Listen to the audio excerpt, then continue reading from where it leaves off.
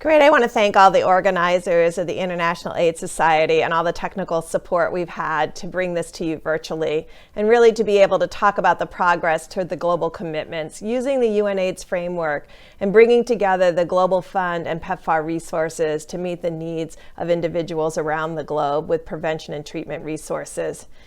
As you can see from this slide, PEPFAR has continuously aligned its funding with the burden of disease. And this is similar with the Global Fund, bringing resources together to both treat and prevent new infections. PEPFAR has continued to evolve through the history of PEPFAR, very much focused on the emergency at the beginning, expanding our sustainability, and critically now bringing together deep data analyses to make sure that we know precisely where the epidemic is, precisely how we're meeting the needs of the individuals we're serving, both with prevention and treatment resources. We are guided by our 3 pillars that really focus on accountability, transparency, all directed at achieving greater impact. And I know everyone in the field is doing this at this time, even though it's a difficult time with the combination of COVID-19 and overlapping pandemics between HIV, TB, and malaria and COVID-19.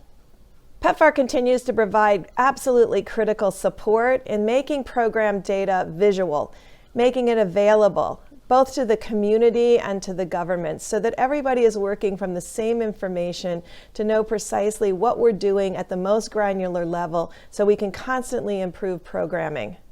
And then ensuring that the communities are at the forefront of the planning.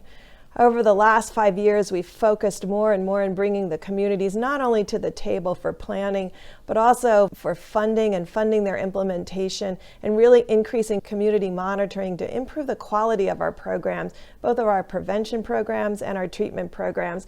And then focused on exactly what things should cost, not what we're spending, to make these programs sustainable and cost-effective in the future. And then really increasing our coordination with the Global Fund. And I just want to thank the new UNAIDS director and Peter Sands of the Global Fund for really throughout this difficult period to staying in tight communication to ensure that we're bringing everything that we can to bear in the countries that are hit by all 4 of these pandemics now, COVID-19, TB, HIV, and malaria. Our key goals for 2020 were really to sustain the gains and ensure treatment retention, accelerate the control in the countries that have not really achieved control of their pandemic, and then ensuring we're addressing the rising new infections among key populations in our most vulnerable groups. These were our goals before COVID, these are our goals after COVID, but we all as a community need to continually analyze and make sure that we're staying true to our goals and serving the needs of the community, whether it be that overlap between HIV and TB or that overlap between HIV, TB, and COVID.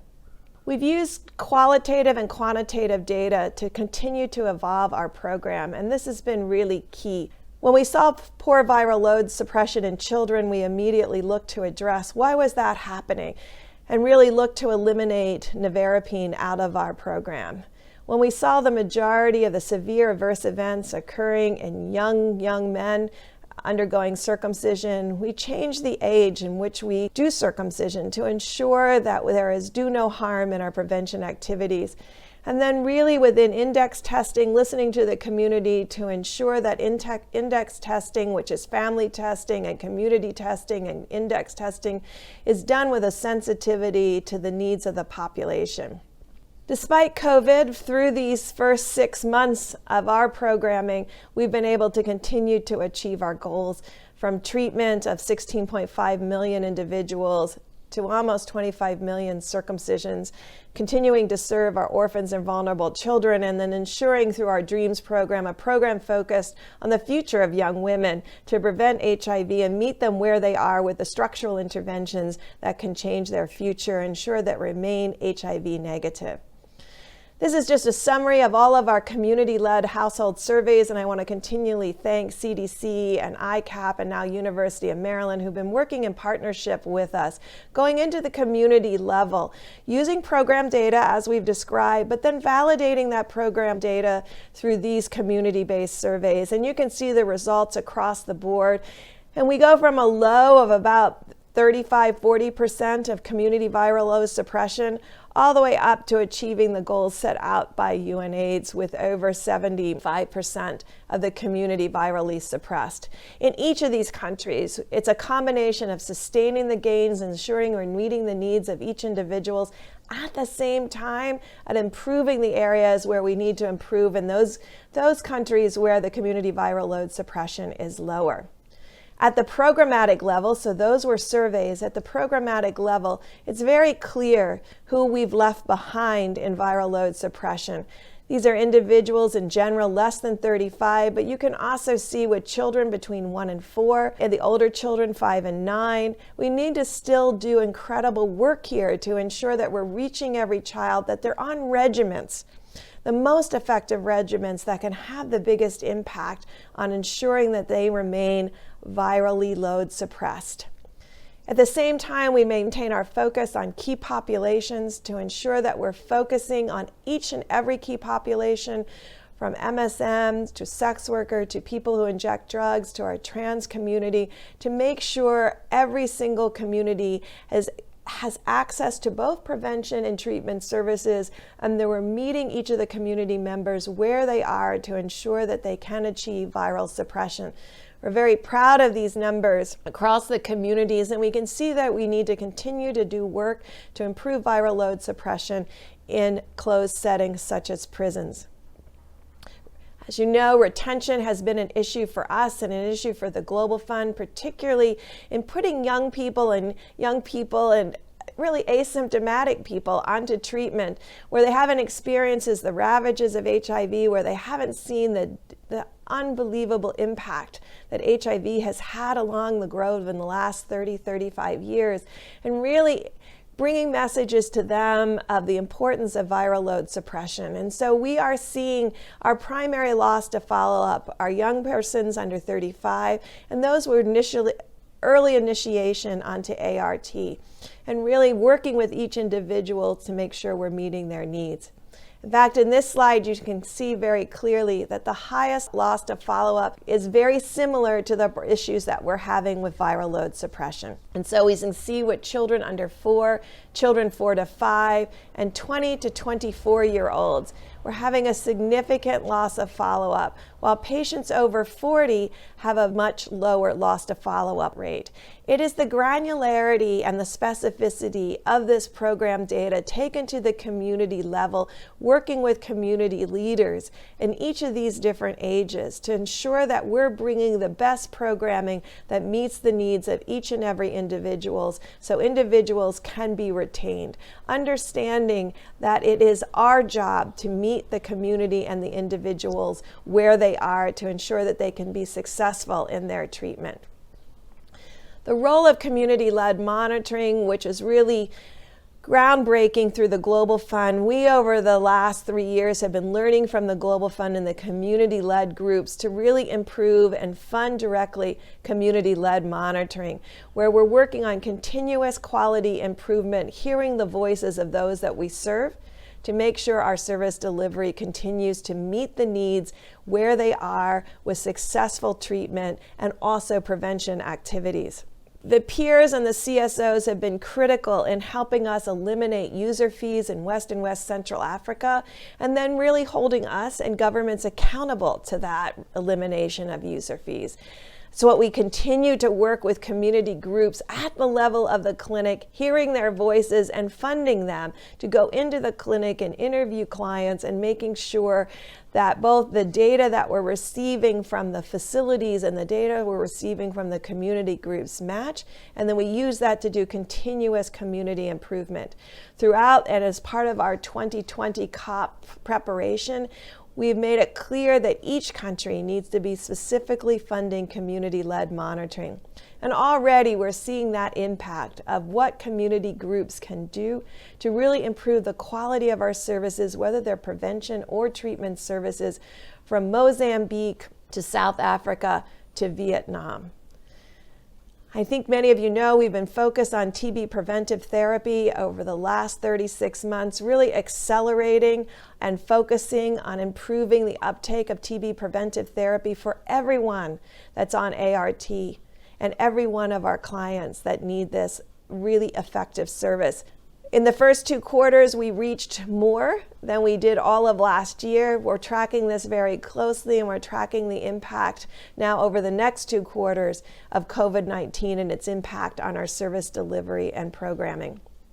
Turning a moment to pediatrics, although our pediatric numbers are steadily declining of HIV infection of young children, and we are seeing that decline, we are also continuing year after year finding a large group of children under 15 that are HIV positive, that haven't been tested and haven't been put into treatment services. Even this year, you can see that we found over 55,000 children above the age of 1 who desperately need to be on ART. And you can see that dark turquoise bar still shows the number of children between 10 and 14 who have survived a very long time with HIV, who need to receive treatment services. Finding these children, we have found the most effective way is to go into family index testing, finding those parents that are HIV positive, and then ensuring that we're testing all the children in the household, independent of age. Our OVC program, our Orphans and Vulnerable Children's program, has been in deep partnership with us over the last 3 years to really work with those households and link our Orphans and Vulnerable Children's program at the very initial time that we find the parent, to ensure that there's household support for each and every child and that family, taking the most vulnerable family and making sure that we're meeting their needs. This has improved our viral suppression in our OVC programs as they continue to reach out and reach over 4 million children. And really, you can see the impact that they have had on retention. And I want to thank all of our OVC programs out there and our local providers who are continuing at the community level to serve the needs of our households during this very difficult time of these 4 pandemics coming together, particularly in resource-limited settings of sub-Saharan Africa, where we're seeing the impact of COVID-19, TB, HIV, and malaria coming together in a unique way. And I just want to use this opportunity to thank the OVC program directors for not only the work that they've done to get us to this point, to improve the lives of children and the households with HIV, but also always attentive to this new pandemic and serving those needs through this difficult time of this pandemic. I want to thank the Vatican and the work that the Pope and others there have done to really improve the treatment of young children, and the work that we're seeing with the FDA and other regulatories to improve the access to DTG. This improvement and this access will ensure that nearly every child has access to the most advanced treatment, this treatment that is safer, the treatment that is more effective, and the treatment that will keep them virally suppressed. Turning our attention to DREAMS, Determined Resilience, Empowered, AIDS-Free, Mentored, and Safe Young Women, a really signature program of PEPFAR. It has done so well. You know, we continue to increase its investment in young women in preventing HIV. You know, we continue to increase the geographic reach of DREAMS, and over the last 12 months, we've really intentionally worked at a very high level with the Global Fund to ensure every single thing is coordinated and maximum programming is available to every young woman in the most vulnerable areas of sub-Saharan Africa and Haiti. It's now on nearly $1 billion investment this year. It will be over $1 billion, and it's bringing together the public and private sectors as well as Global Fund and PEPFAR to work together to have a bigger impact, to save more young women's lives and ensure they grow up HIV negative. That core package has been continuously strengthened with the views and opinions and funding directly to young women, putting them at our center while we continue to address the issues that we see in the community, while we continue to focus on gender-based violence and sexual violence in young women's lives, while we continue to focus on finding young men and ensuring they also are treated or circumcised to decrease the transmission to young women, and working with the communities and faith communities and the communities in general to really wrap their arms around young women and ensure that they grow up as the vibrant young women that we know they are and continue to be. Dreams has had a tremendous impact. These structural interventions work. We knew they worked early on by the deep scientific evidence, but as we brought all of the scientific evidence together into a combined layered program where we meet the needs of young women where they are and provide us a layer of structural interventions that are focused on their needs every day with a constant feedback loop, our Dreams ambassadors and our Dreams leaders within each of these programs constantly modify these programs.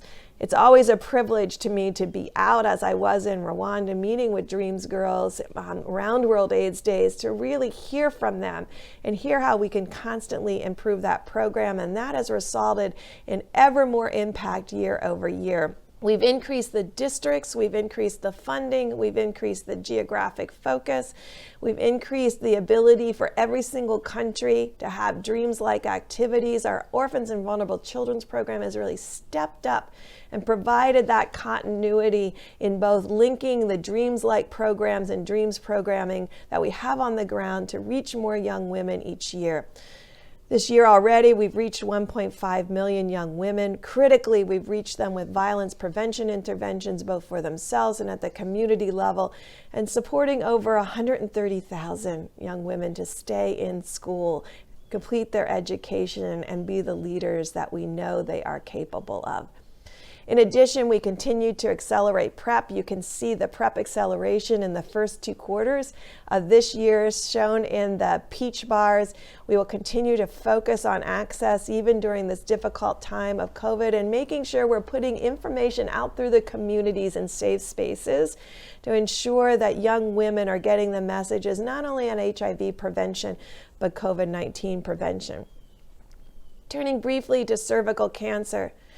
With the Bush Institute and the continued leadership with Merck and other private sectors, along with our UNAIDS counterparts, we've been continuously increasing our investment in preventing cervical cancer among our most vulnerable in sub-Saharan Africa and resource-limited settings, where we know cervical cancer is the largest problem of cancers in young women.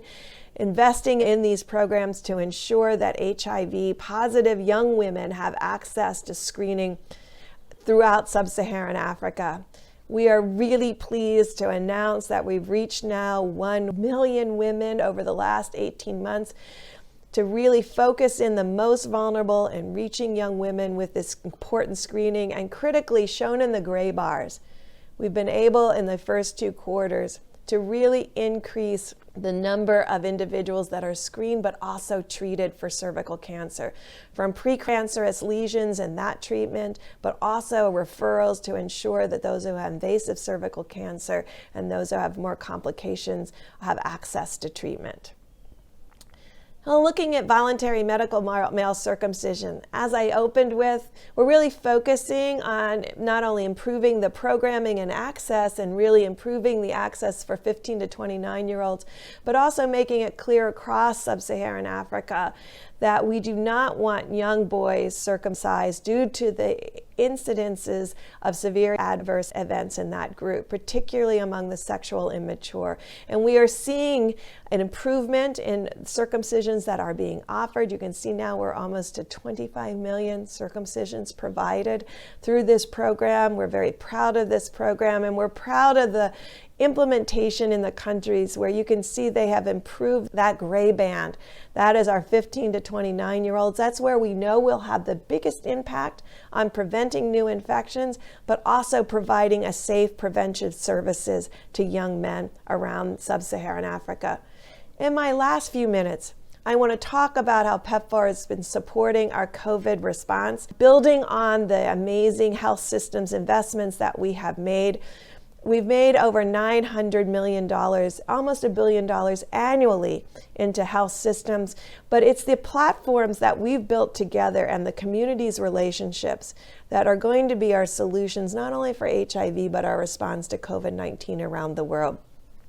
These health platforms, and particularly the lab platforms, the viral load platforms that we have built together, are the very platforms that are using to detect COVID-19.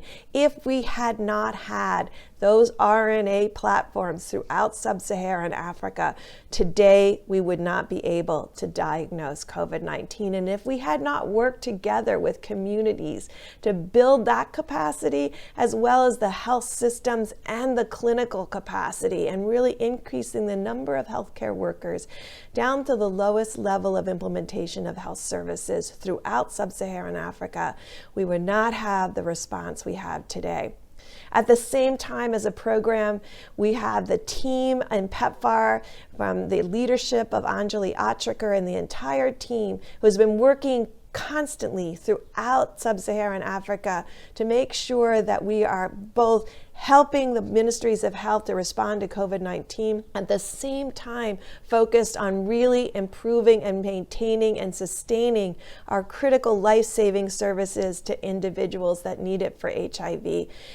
I am grateful for every country and ministers of health who really worked with us to do multi-month dispensing. Those countries that led in that multi-month dispensing are leading now in ensuring that people stay on ART. These things that we do are important. And at the time, it may seem like an abstract concept, but that work is resulting in saving people's lives today as they have access to 6 months worth of drug supply. So really working to maximize retention, the multi-month prescription, the decentralized drug delivery, and creating virtual platforms of communication like we have and IAS has to make this available to people around the world. Critical right now has been, because of our inability in some cases for our international partners to be on the ground, our work to build local partnerships and fund our indigenous partners has been really critical. Those are the individuals, along with our incredible embassy staff, that are sustaining these programs now as many cannot travel. And so I just wanted to finish with an update on how we are doing with the local partner transition that we're doing in a careful and deliberate way. I am grateful to USAID and CDC and DOD who have been working on this for the number of years. It is saving lives now and allowing us to both provide essential HIV services as well as COVID interventions. CDC will achieve the goal of achieving 70% investment in local indigenous organizations. You can see in this slide the dark countries, the number of countries that have made that progress to more than 70%, and the work that we have to do in other countries. And I'm so proud of the work of USAID, who's now achieved 53% from a low of 35% just 2 years ago.